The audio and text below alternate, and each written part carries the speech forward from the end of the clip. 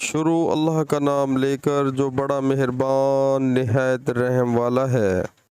میری ملاقات رسول اللہ صلی اللہ علیہ وآلہ وسلم سے ہوئی۔ اس وقت میں جنبی تھا۔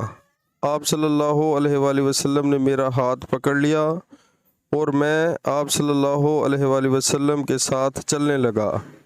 آخر آپ صلی اللہ علیہ وآلہ وسلم ایک جگہ بیٹھ گئے اور میں آہستہ سے اپنے گھر آیا اور غسل کر کے حاضر خدمت ہوا۔ آپ صلی اللہ علیہ وآلہ وسلم ابھی بیٹھے ہوئے تھے۔ آپ صلی اللہ علیہ وآلہ وسلم نے دریافت فرمایا، اے ابو ہریرہ، کہاں چلے گئے تھے؟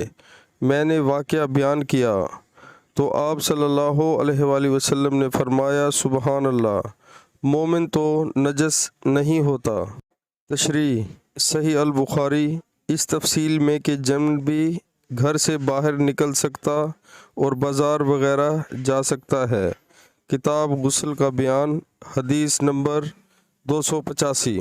پیارے مسلمانوں، اللہ تعالی ہمیں حدیث پاک سن کر اس پر عمل کرنے کی توفیق عطا فرمائے، آمین۔